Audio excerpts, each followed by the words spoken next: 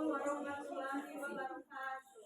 Waalaikumsalam warahmatullahi wabarakatuh. Perkenalkan, kami dari kelompok 7 yang terdiri dari 3 orang. Yang pertama yaitu dan saya Yuliana Permata sebagai moderator. Di sini kami akan membahas tentang pengaruh deterjen terhadap kesambahan. Ini hasil amatan kami selama 48 jam yang akan dijelaskan oleh Imam sama Guru. Assalamualaikum warahmatullahi wabarakatuh. Waalaikumsalam warahmatullahi wabarakatuh. Baik, di sini kami akan menjelaskan hasil praktek yang telah kami lakukan dan kami akan menjelaskannya pengaruh deterjen terhadap perkecambahan. Tujuan kami mengamati adalah pengaruh deterjen terhadap perkecambahan pada kacang hijau.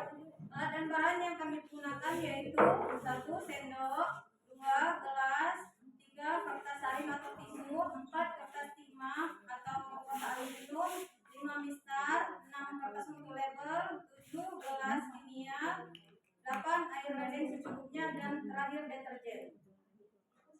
Perkecambahan benih dapat diartikan sebagai dimulainya proses pertumbuhan embrio dari benih yang sudah matang. Benih dapat berkecambah bila tersedia faktor-faktor pendukung selama terjadinya proses perkecambahan. Perkecambahan merupakan proses metabolisme biji hingga dapat menghasilkan pertumbuhan dari komponen kecambah. Definisi perkecambahan adalah jika sudah dapat dilihat atribut perkecambahannya, yaitu pemula dan radikula, dan keduanya tumbuh normal dalam jangka waktu tertentu. Faktor-faktor yang mempengaruhi pertumbuhan tanaman, yaitu faktor eksternal adalah faktor yang akan berhubungan dengan proses pertumbuhan dan perkembangan. Beberapa faktor eksternal yang dapat mempengaruhi proses pertumbuhan adalah air dan mineral, kelembapan, suhu, dan cahaya. Yang kedua itu adalah faktor internal, yaitu faktor yang melibatkan hormon dan gen yang akan mengontrol pertumbuhan dan perkembangan tumbuh. Di mana dalam hal ini beberapa hormon yang dapat mengontrol proses pertumbuhan dan perkembangan yaitu hormon auksin, gibberellin, sitokinin, dan auxerin. Faktor intraseluler adalah pertumbuhan terjadi di daerah merismatik, yaitu ujung akar dan batang. Daerah pertumbuhan ada 3 yaitu zona metamatik, pemanjang, dan depeniserialisasi. Deterjen adalah campuran dari berbagai bahan yang digunakan untuk membantu pembersihan dan pembuat dari bahan turunan minyak bumi. Pada umumnya deterjen mengandung surfaktan, wildan, filter, dan aditif. Bahkan bahan kimia yang digunakan pada deterjen dapat menimbulkan dampak negatif baik pada kesehatan maupun lingkungan. 2 bahan terpenting dari pembentuk deterjen yaitu surfaktan dan identifikasi mempunyai pengaruh langsung dan tidak langsung terhadap manusia dan lingkungannya. Di sini kami akan sambil Ibu Bintang membuat tabel, kami akan memberikan percobaan sesuai yang kami lakukan, yaitu yang pertama kami menyiapkan tabel untuk menulis ukuran dari gelas yang dari 100% hingga dengan kontrol. Yang kedua kami menyediakan larutan yang kami sediakan yaitu air pump, yaitu pertama kami sediakan air pump dan juga kami menyediakan deterjen tersebut kami sediakan 100 gram diaduk dengan air 1000 gram. Setelah kami aduk, kami tuangkan kepada kecambah yang 100%. Nah, setelah itu air yang 1000 gram kami keluarkan dan kami sisakan 50%, yaitu 50 dan kami tambahkan lagi air pump menjadi 1000. Lalu kami aduk dan kami masukkan kembali kepada kecambah yang 50%.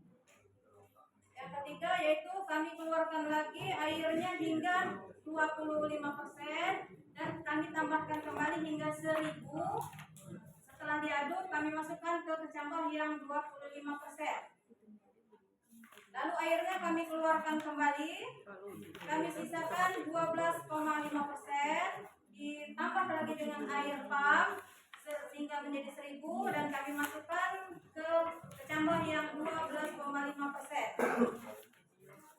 Setelah itu kami keluarkan kembali airnya, kami buat hingga 6,25%, ditambah dengan air pump sehingga menjadi 1000, diaduk dan dituangkan kepada kecambah yang 6,25%. Lalu airnya kami keluarkan kembali, kami masukkan lagi air pump yang 3,1 dan dimasukkan air pump sehingga menjadi 1000 dan kami aduk, kami masukkan ke kecambah yang 3,1%. Dan yang terakhir ini adalah kontrol, di mana kontrol ini tidak ada deterjennya sama sekali, ini murni menggunakan air pump.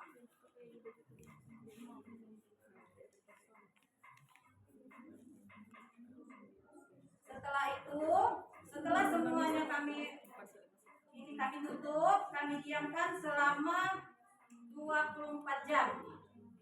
Setelah 24 jam, kami lihat hasilnya.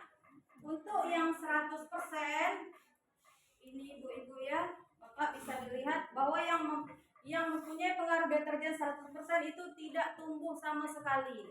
Dan kacang hijaunya pun berubah menjadi hitam. Dan untuk yang 50% kami buka, ini untuk 24 jam dia belum mengalami pertumbuhan, masih 0. Sedangkan yang 25% dia sudah mengalami pertumbuhan namun baru muncul. Ketika kami senti itu baru 1 cm. Dan yang 12,5 agak lebih panjang. Tumbuhnya agak lebih panjang ya. Dan yang 6,25 itu warnanya sudah seperti hijau, tidak lagi warna coklat-coklat. Dia pun sudah agak panjang. Dan juga yang 3,1% dia pun tumbuh panjang, bisa dilihat ya. Dan untuk yang kontrol dia tumbuh sangat baik, warna kecambahnya masih tetap hijau dan pertumbuhan kecambahnya juga gemuk, selain panjang dan juga gemuk.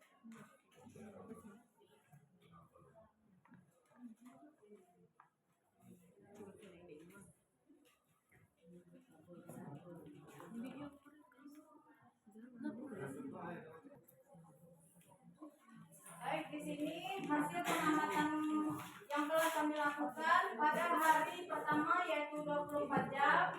Untuk yang deterjennya 100% itu sama sekali tidak mengalami pertumbuhan, yaitu semua dari kecambah 1 sampai ke kecambah 10 itu ada 0. Sama sekali tidak mengalami pertumbuhan. Dan untuk yang 50% pun juga sama, di hari pertama tidak mengalami pertumbuhan. Sedangkan yang 25% itu di hari pertama mulai mengalami pertumbuhan yang bervariasi. Ada satu yang belum tumbuh, ada yang 0,1 hingga ada yang lebih panjang 0,4. Untuk yang 12,5% itu juga ada yang belum tumbuh di hari pertama 24 jam hingga paling tinggi itu 0,5 mm.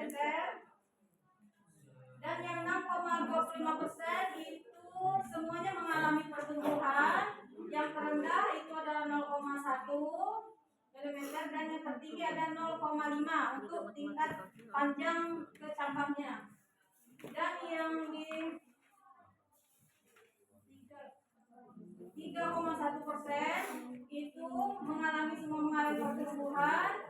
Yang paling rendah itu 0,3 dan yang paling tinggi itu ada di 1,2. Dan yang untuk kontrol semuanya tumbuh. Pertumbuhan yang paling rendah yaitu ada di 0,5 dan yang paling tinggi ada di 1,2. Itu yang untuk hari pertama dan bisa dilihat di tabel yang pertama. Dan setelah kami amati kembali di hari kedua yaitu 48 jam, yaitu untuk 100%-nya, deterjen 100%-nya belum juga mengalami pertumbuhan. Bahkan dia mengalami perubahan warna. Sedangkan yang 50% itu mengalami pertumbuhan namun baru muncul. Itu baru munculnya itu baru ada yang 1 cm dan ada yang juga belum muncul.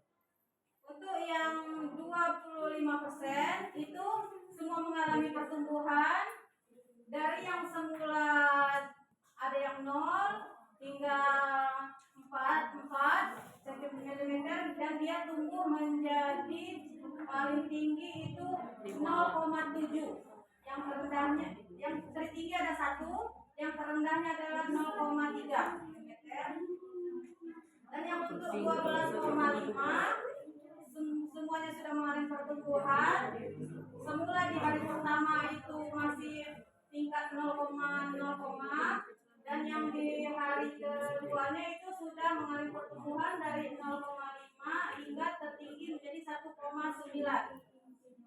Dan yang 6,25% yang semula 0,1 sampai 0,5 menjadi paling rendah 0,7 dan tertinggi 2,5. Untuk yang 3,1% yang di hari pertama itu paling rendah 0,3 dan tertinggi 1, dia di hari kedua 48 jam itu yang terendahnya 0,7 dan tertingginya ada di 2,2. Sementara untuk kontrol yang pertumbuhan yang normal karena tidak ada pengaruh deterjennya, yang semula tumbuh di hari pertama 0,5 hingga tertinggi itu ada di 1,2 dan tumbuh di hari kedua setelah 48 jam yang terendahnya ada di 1,8 dan tertingginya ada di 3 mm.